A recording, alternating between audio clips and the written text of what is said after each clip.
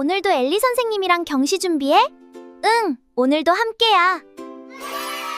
101 매스.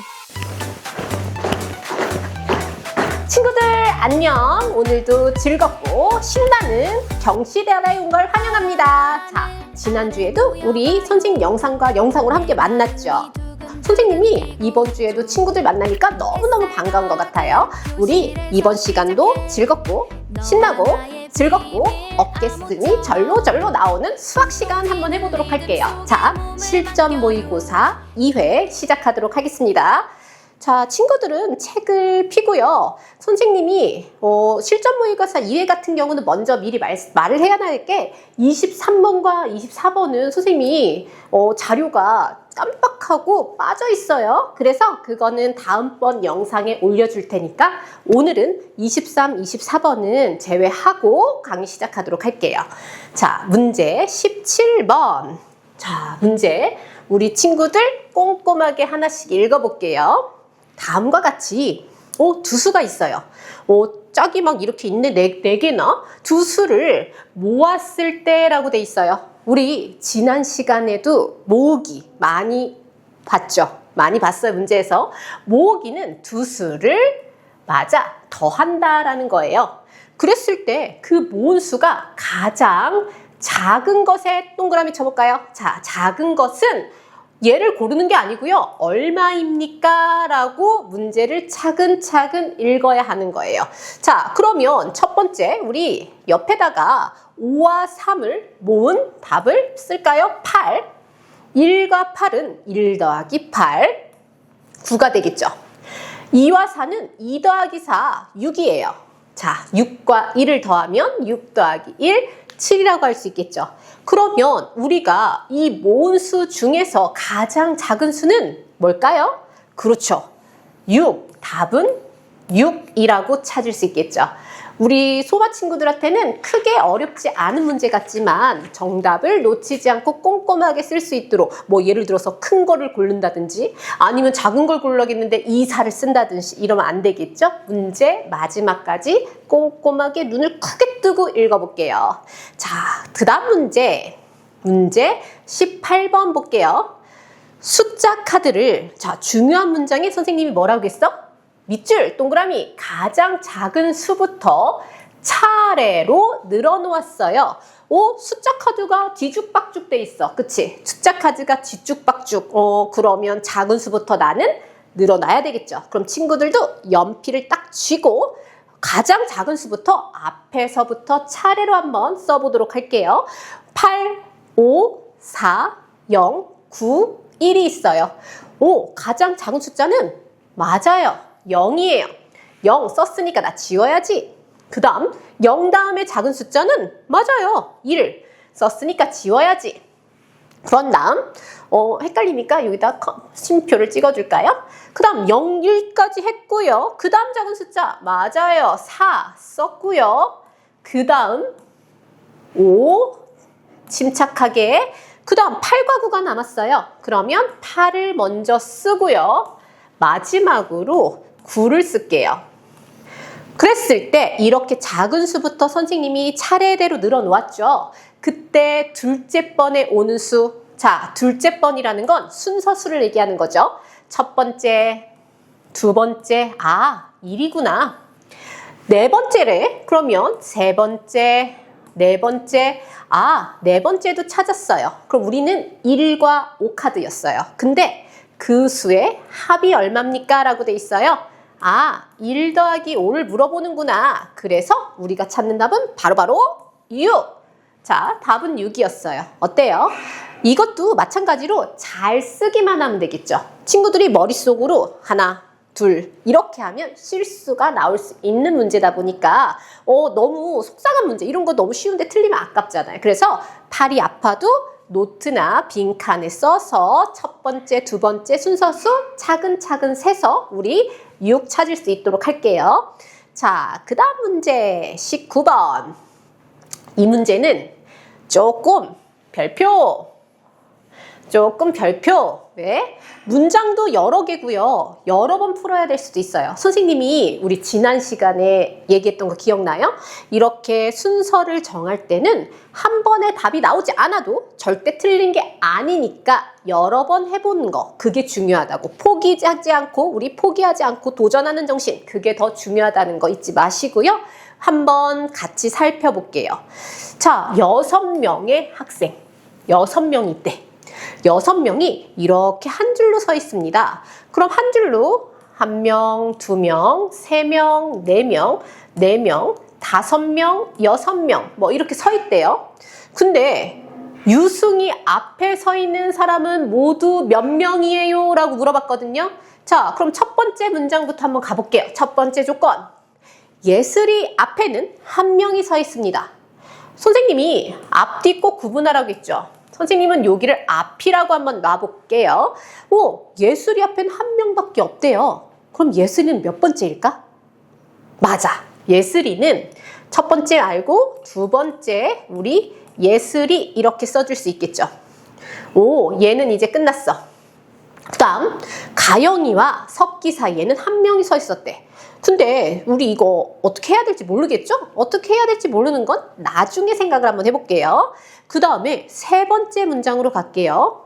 상현이는 유승이보다 앞에 있고 상현이와 유승이 사이에는 2명이 서 있습니다. 라고 돼 있어요. 자, 그러면 한번 해볼까요? 상현이, 그 다음 유승이가 있어요. 근데 상현이와 유승인데 상현이가 더 앞에 있대요. 그럼 상현이, 유승이에요. 그리고 여기에 2명이 서 있대요. 그러면 한 칸, 두 칸, 세 칸, 네 칸 이렇게 돼요. 그럼 친구들이 이게 네 칸이니까 나 여기다 한번 넣어봐야지 라고 생각을 해볼게요. 그럼 선생님이 얘를 여기다가 한번 넣어볼게요. 그냥 직접 써보세요. 직접. 상현이, 누구누구, 유승이 이렇게 왔어요. 그랬더니 이제 이 두 번째 문장에 맞게끔 한번 생각을 해볼게요. 가영이와 석기는 그 사이에 딱 한 명 있어야 되거든요. 가영이하고 석기가 요 사이에 한 명만 있어야 돼요. 근데 가영이가 들어갈 자리가 별로 없어. 하나, 둘, 세 자리밖에 없거든요.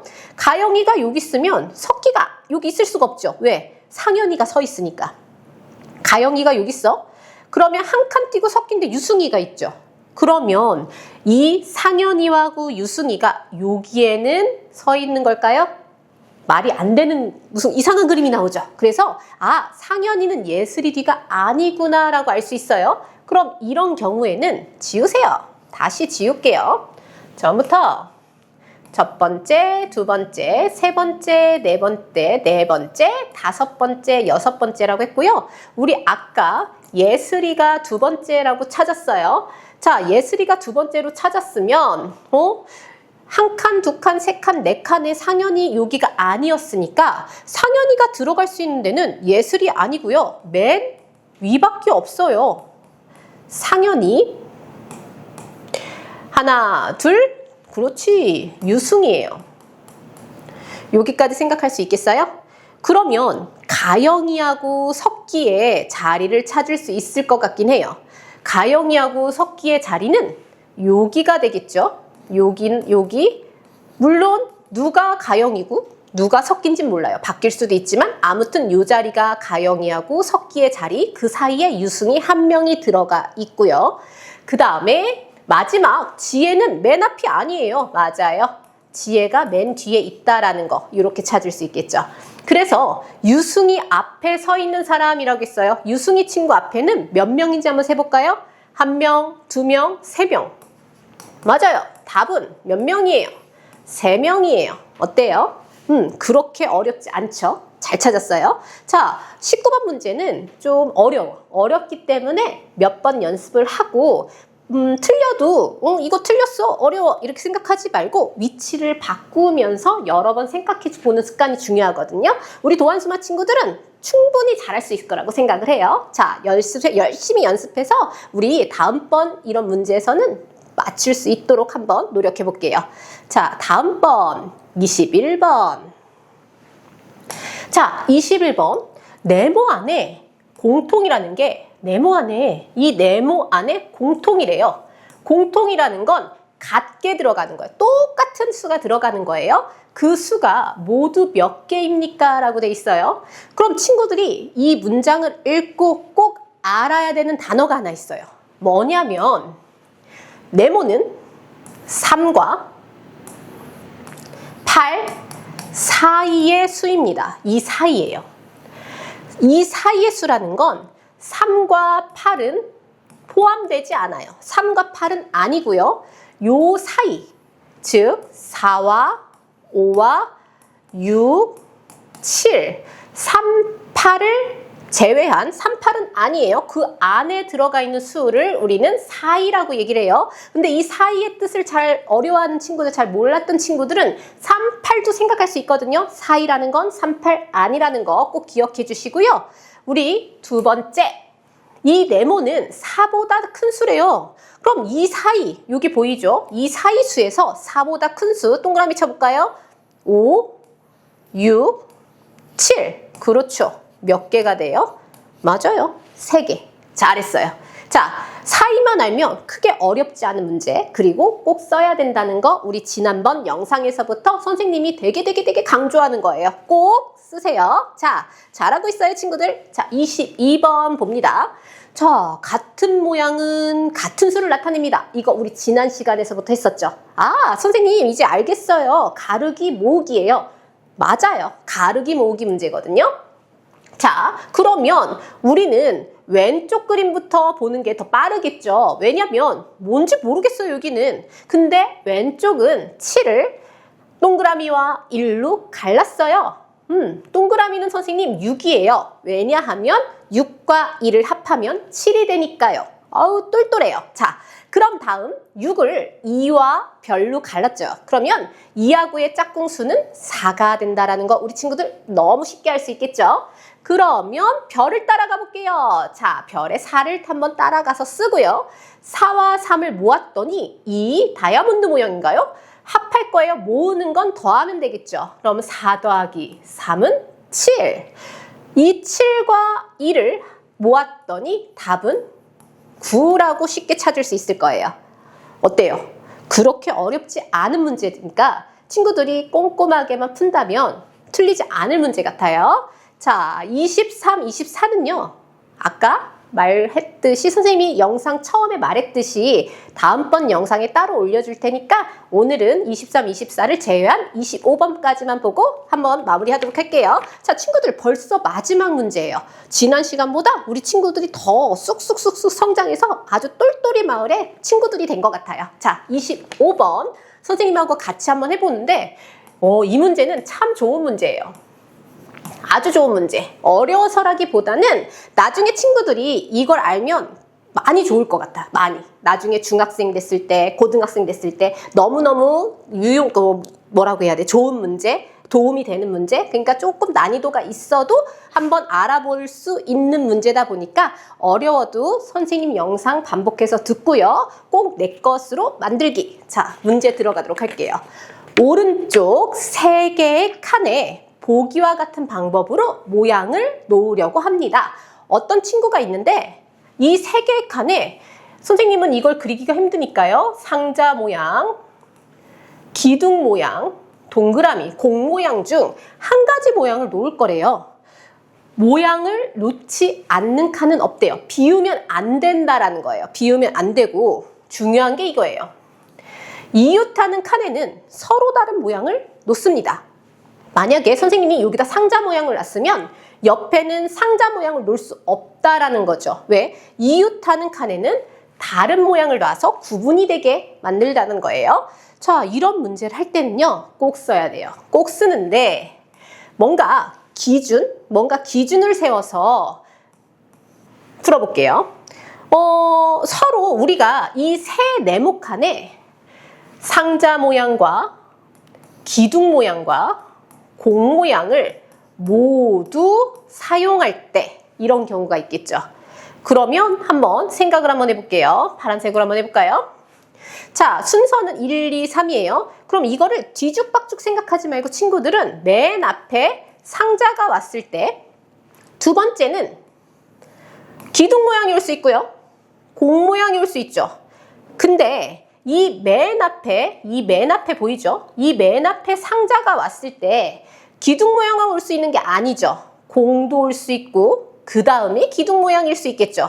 이렇게 번갈아 가면서 생각하는 연습을 좀 해주셔야 돼요. 그러면 선생님 맨 앞에 꼭 상자 모양만 와야 되나요? 아니에요. 맨 앞에 상자 모양만 올 필요가 없고요. 뭐도 올 수 있을까요? 맞아요. 우리 기둥 모양 한번 와볼까요?